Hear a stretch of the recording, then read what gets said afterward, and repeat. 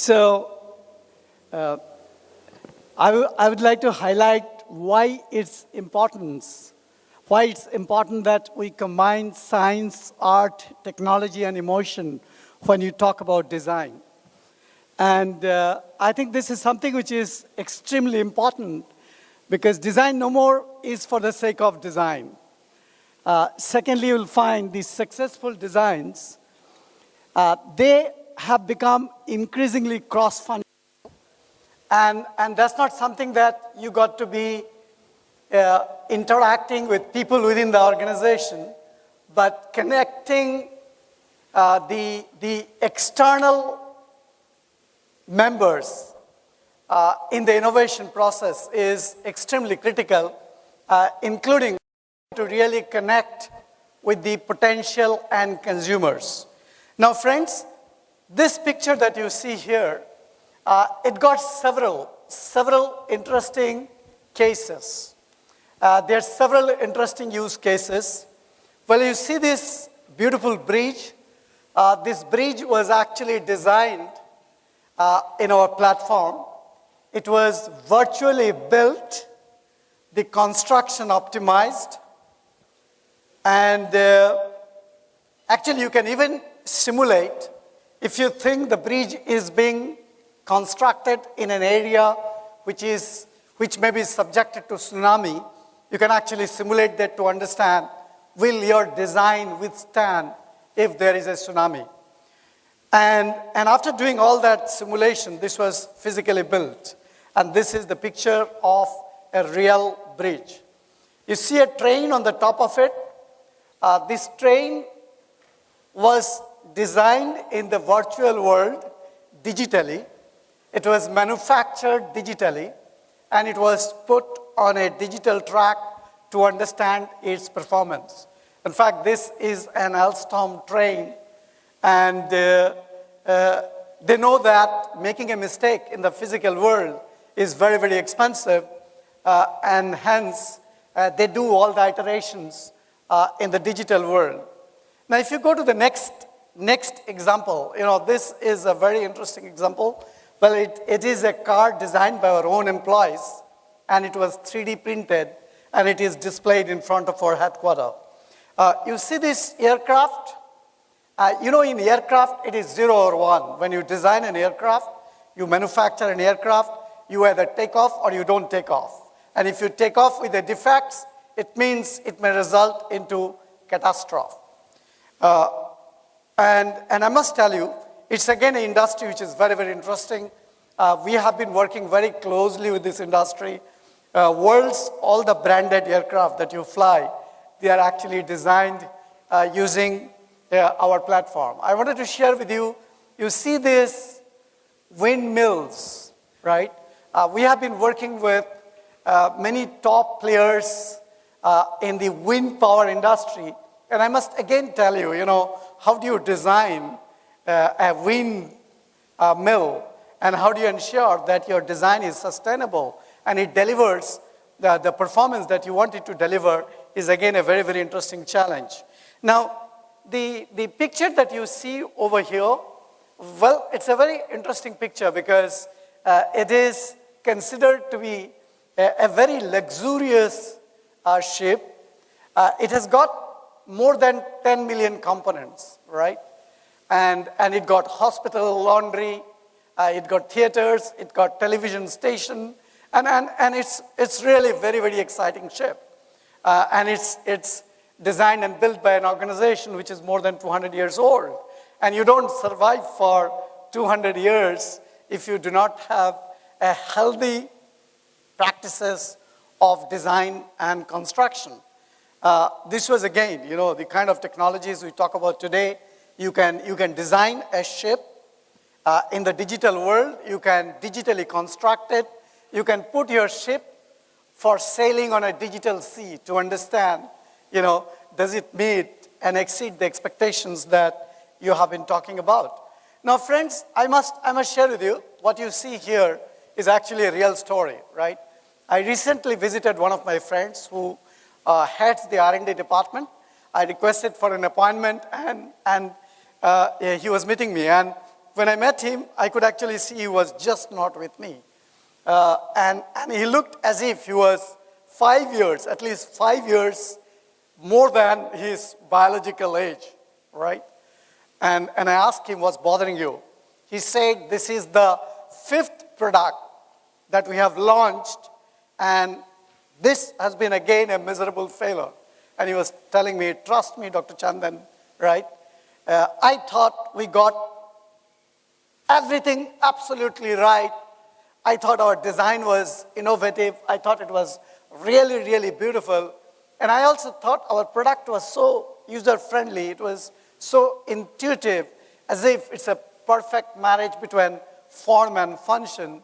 And yet, the customer, didn't appreciate it. The question is why, and I must tell you, this is not an isolated story.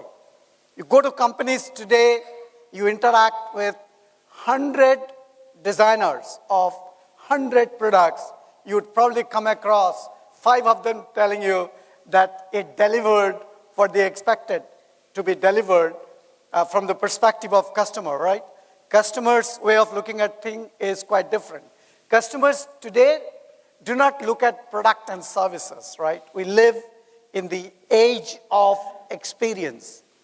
And in the experience economy, customers look forward to unique experiences. And not the same experience every time.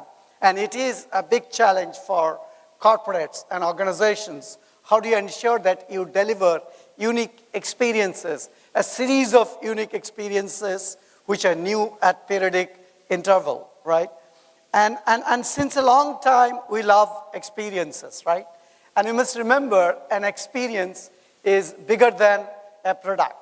I wanted to share with you that the cases that I narrated to you, right? I could go on and share with you hundreds of such stories.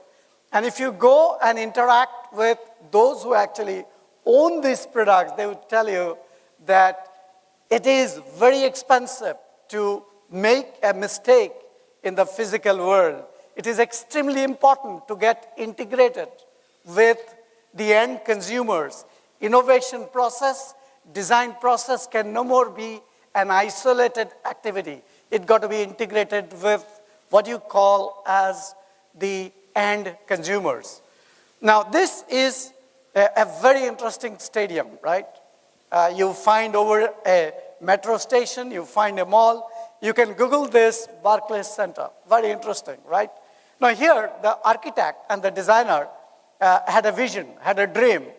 And the designer wanted that this sports center will have 12,000 unique steel panels. Now, how do you ensure, that looks pretty cool, right? It looks pretty cool. It looks very interesting. It looks very aesthetically, really, really very attractive. You feel emotionally attached with it, right? Now, the question is, how do you ensure, when you want to do it, how do you ensure you convert your dream into a reality, right? How do you ensure that? And especially when you're talking about engineering challenges, like having 12,000 unique steel panels. By the way, this organization reduced the cost of material by 25%. If somebody tells me that building a successful product, right, launching a successful design is expensive, I don't buy that, right? If somebody comes and tells me commitment to environment sounds good, but delivering a sustainable green product is expensive, I don't buy that, right? Now, this organization, for instance, right, what they did was they again designed this entire stadium digitally. They constructed it virtually, looked at all the possible problems that they are encountering, fixed those problems in the digital world, and after doing so, they built it physically, and they ensured that they get it right the first time. Now, friends, if you look at the next one, you'll find it very interesting. This is Louis Vuitton Foundation's, headquarters in Paris. And I must tell you that not only the citizens of Paris, but people who love art from different parts of the world, they actually love and they visit this place. I would like to share with you For example, right, when you talk about a building, right, when you talk about a building, designing a green building, designing a building which looks very, very attractive. And if you want to ensure that this building, right, can withstand natural calamity, and if you think your building is located in an area which is in a seismic zone, you got to ensure that your building is not going to collapse if you have an earthquake. Now, recently I was in Japan and I was interacting with my colleagues. And one of my colleagues who was from China, he was showing me a tall building that he was in that building and there was an earthquake.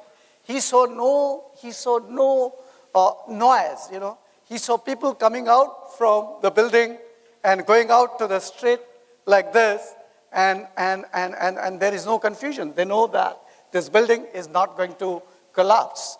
In fact, we have an office, I'm not naming, in North, and there was this drill that you do, what will happen if there's an earthquake.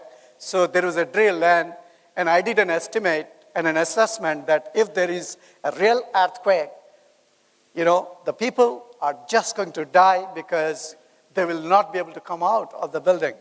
So the next one is a very interesting example, and I'm sure you have heard about this famous Beijing Olympic Stadium, right?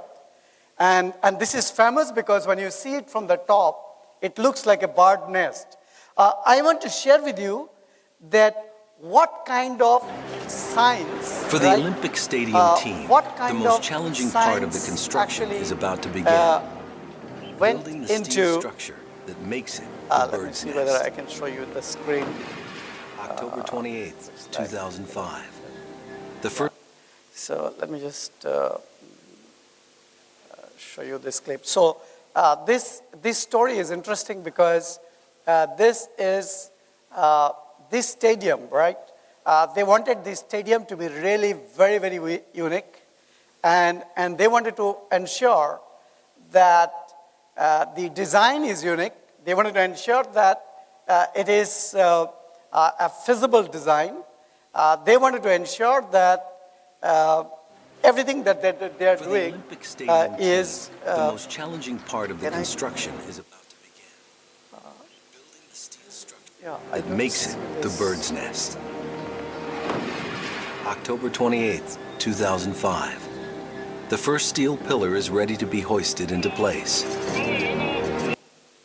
Yeah. So what you are seeing, this physical construction. Before it was physically constructed, it was all the analysis, and there's a lot of science that goes into it.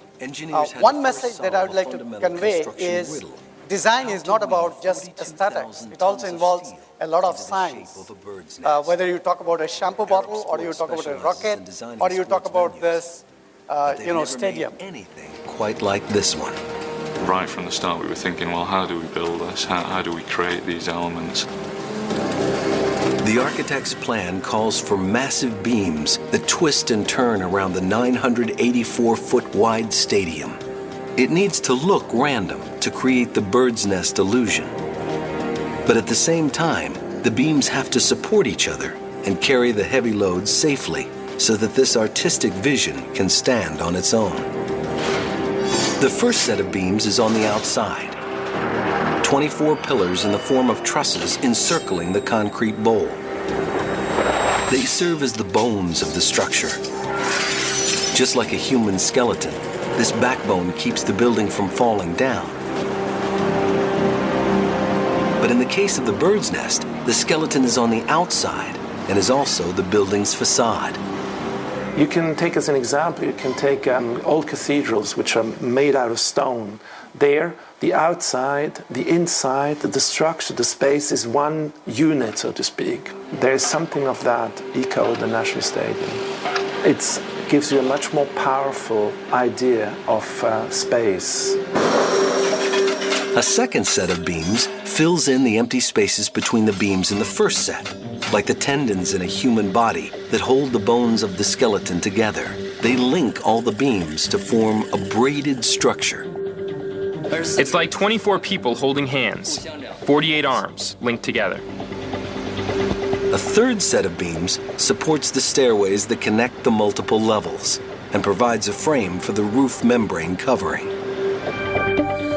When seen from the sky, the interlocking beams give the stadium its bird's nest illusion. It's a brilliant description. The impact that it has when you see it is one of very organized chaos. It's really rather delightful. But this revolutionary design places unusual demands on the beams. The beams must physically twist and curve as it wraps around the stadium. Before construction can begin, the team must make sure the steel is strong enough to bear the load, especially around the curved edges, where it has the most twist. They climb to the top of the building, and then they change direction. It's almost a right angle. And then they cross the stadium, and then curve back down again. That's over 984 feet from one end to the other, wrapped around with the same side up at all times. Once again, the team will have to try something new. Engineer a special steel, strong enough to handle the stress of the curves, yet flexible enough to withstand earthquakes. The Bird's Nest team revisits the seismic tests to refine their steel design. How strong the steel needs to be, how thick the plates, how big the welds. Arab structural engineer Michael Kwok creates computer models to study how severe shaking might distress the structure. This is effectively simulating the worst event that could happen in Beijing. The team creates a brand new steel for the Bird's Nest called Q460, never before used in China. The newly engineered steel will stand up to Beijing's earthquakes. It is designed specifically for the codes for Beijing. The Bird's Nest can wobble quite happily, and the flexibility of the steel will allow that to happen without it damaging the structure. We never know just how strong an earthquake's going to be, and at the moment, we generally don't know when they're going to arrive. If there is an earthquake, let's hope the building behaves very well. But for the construction crew, the challenges are just beginning. They still have to build it. The task will be more complex than anything they've ever attempted. There are several thousand components to the Bird's Nest structure, of which only 2 are the same. All the others are different. We noticed there wasn't a single straight beam. We started to worry that if we couldn't give the real beams exactly the same curve as those in the models, what would the finished project look like?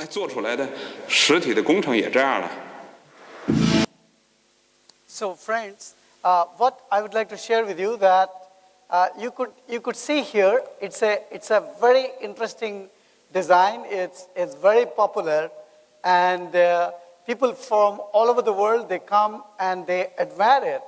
But you could actually see in the background, it's not just what you call as design and aesthetics, but there is a lot of science which is behind it.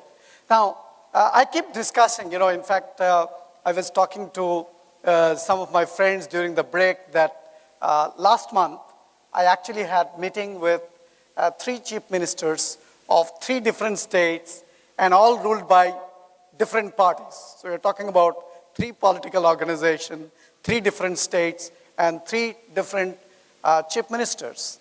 And I was just loudly sharing that our Prime Minister has the vision of what you call as Make in India, and he believes if Make in India got to be successful, companies in India, whether multinational or Indian, got to ensure that they manufacture goods with 0 defect, with 0 adverse impact on environment, then they can become globally competitive. Now, if you want to do that, India just cannot become a destination for manufacturing outsourcing, but it got to become a center for design and manufacturing innovation. And I would like to share with you that we are right now working with many companies in the world where the business objectives is how do you ensure that you produce, you design and manufacture goods with zero defect and zero adverse impact on the environment. So if you send me an email, I'll be very happy to share some of those case studies. Now, you all know this famous example of Apple smartphone when it was introduced, priced at $300. China for manufacturing was only getting $7, whereas Apple was getting $150 for innovation and marketing. And I think, we got to ensure that we target as a destination for design and manufacturing innovation. I've just displayed some of the logos and some of the engineering concepts and design concepts, right, that we are working with different players in different parts of the world in implementing what we call as target zero defect. So it's not a theory, it's not a concept, it's something that being translated into practice in different parts of the world. So you got 6 images, right? They are all are very, very famous images. And you have 2 examples of what we call as a connected car from Tesla is an example of connected car. You have 2 examples, that is of Google and you have Akka. Both of them are the examples of what you call as autonomous vehicle. Then you have two more examples where organizations are talking about providing automobile as a service. Now, we are working in all these 6 projects, and I must share with you that over here, design is not just design. Design is connected with end consumers. And if you are able to do it, right, and if you are able to ensure that you combine science, art, technology, and emotion, the probability that your product will be successful is much higher.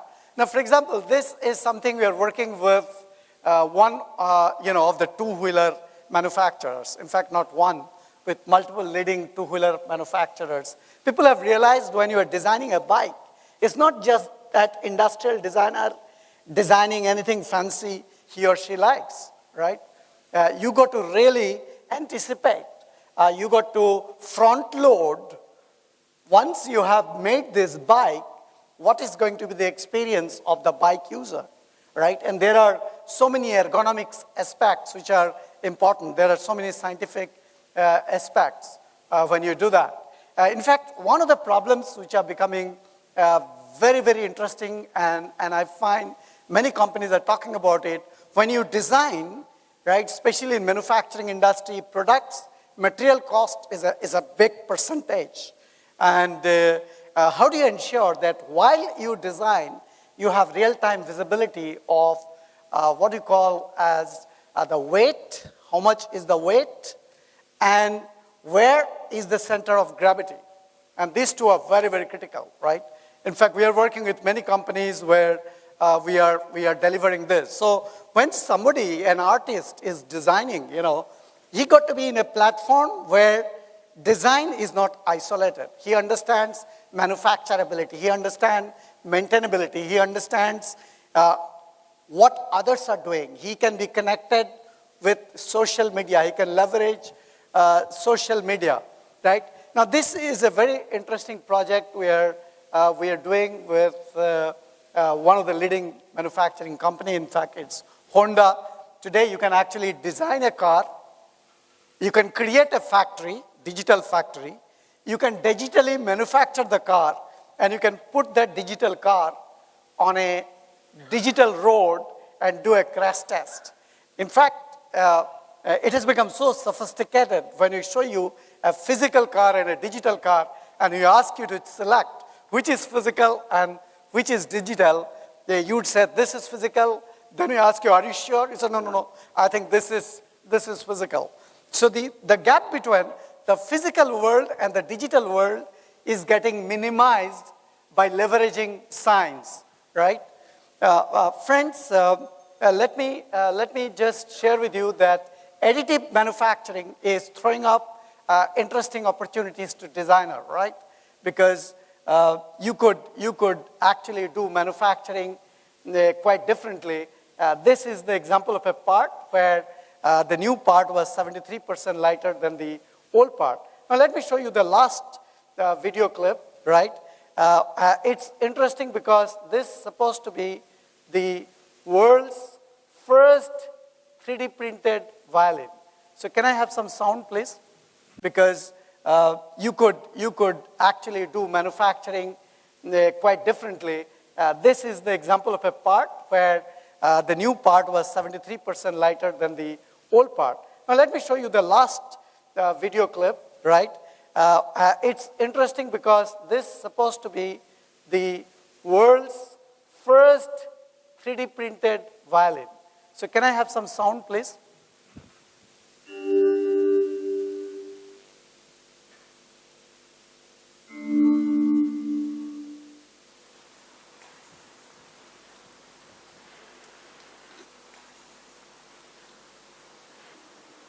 So I would like to convey, I would like to share with you that printing, 3D printing, many people think it's a very big thing. I must share with you that printing is the last activity. What you print, what you 3D print is equally important, right?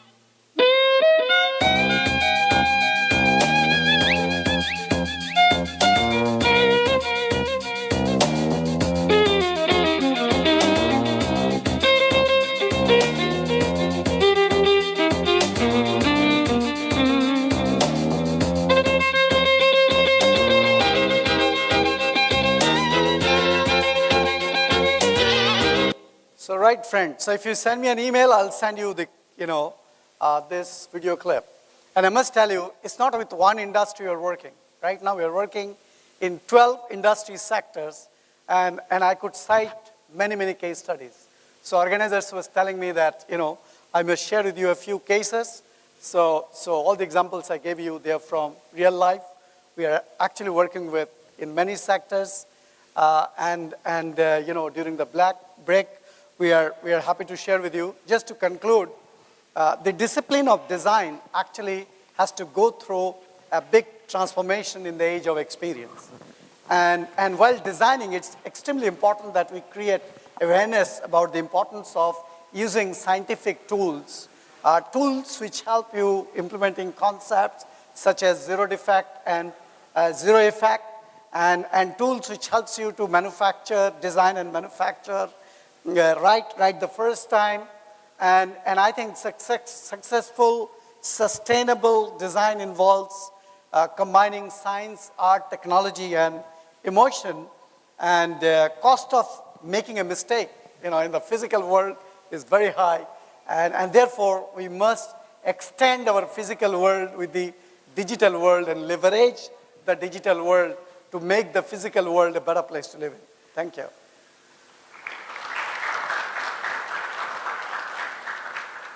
Any question? Any one or two questions?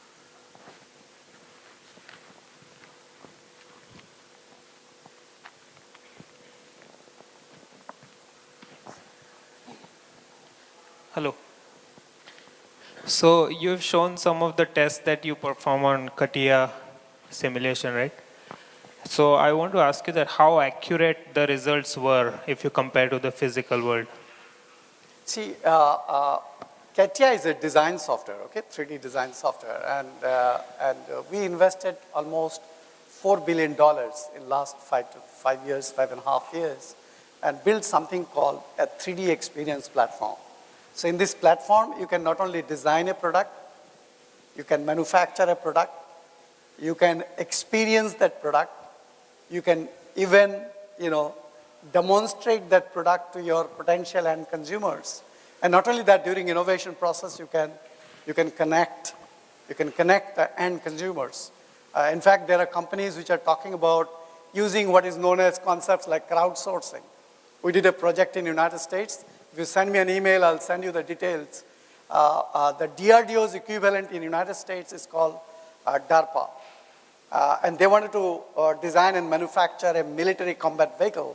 And estimate given was it's going to take around 3 years. And it was built, and the first prototype was out in less than 6 months, involving 12,000 community members using a concept called crowdsourcing.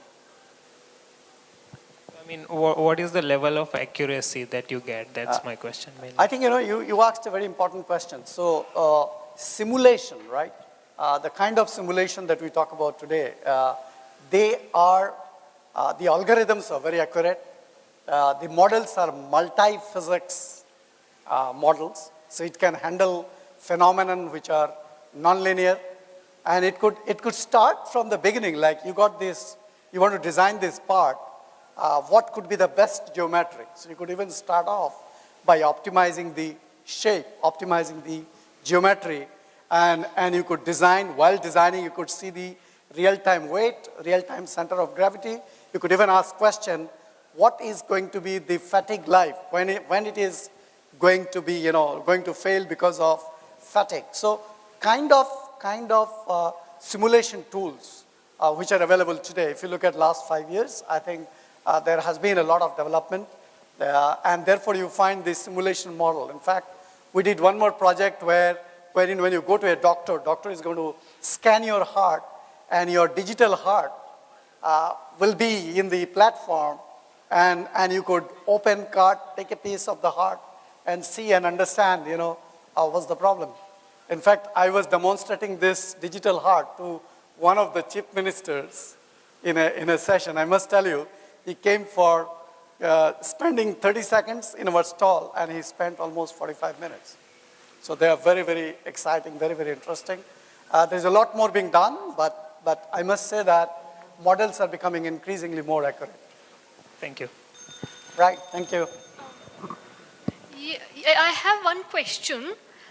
You've answered partially a little bit about what I was asking when he asked. Typical engineering designs and simulations are obviously based on Newtonian physics, and I can understand that the accuracy in that will be inherently quite high, considering the simplicity of those models. However, when it comes to in silico biology, or when it comes to chemical simulations, that becomes a little more complex in terms of the complexity involved, when one considers the multitude of pathways that one is considering. So is your organization, number one, looking at that? And number two, like the simulated heart that you spoke of, is it looking at what level are we looking at? In the sense, is it just from the mechanical model, or are we getting into the, receptors of the heart and, going down to the molecular level of that as well? Right, so this is a very interesting question, right? And you had a question which was on simulation. Let me share with you, 5 years back we couldn't do. Today, when we talk about understanding the phenomenon, we actually do it at the level of atoms and molecules, right? For example, if you go and interact with top 25 pharma companies of the world, they will talk about a concept called in silico drug design. In silico drug design. See, it is very easy to say, we are mammals, rabbit is a mammal, so if it works on rabbit, it should work on me, right? Last week I was with a doctor who deals with brain, and I'm not telling the use case that the doctor has solved because he is publishing a paper in a referred journal. And he's talking about experimenting, right? Modeling the brain. You go to a doctor will model your brain and do the experiment on the digital brain to understand what, he should be doing in the physical brain, right? In fact, we have a project where we're talking about designing, modeling a human and induce digital cancerous tissue to simulate a cancer patient and understand how cancer propagates in the human system, and compare a digital cancer patient with a physical cancer patient. If you go to some of the pharma companies and ask them a question, how do you design a capsule which when I take, it travels up to my intestine and bursts there because the capsule is supposed to be bursting at the intestine, right? Now, you got to discover and invent the polymer which will ensure that, right? And that discovery happens in our simulation model, right? I'm talking about top 25. In fact, while I was sitting here, somebody invited me for the lunch, and I did not go because I received an email, right? I was with Dr. Chandrababu Naidu and his team last Wednesday. We spent the whole day, actually, talking about how should you be leveraging the digital world to accelerate the growth of your state. That was the topic. And I received an email, right?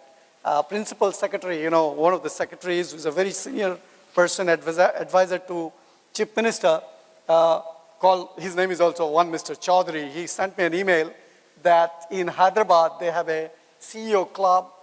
They wanted me to go and deliver a talk. And the person who wanted to invite is an orthopedics. So life sciences, a lot of work happening, understanding at molecular level, atomic level. The challenges are quite different. But I think, we are doing some interesting work. Thanks. A lot more to be done.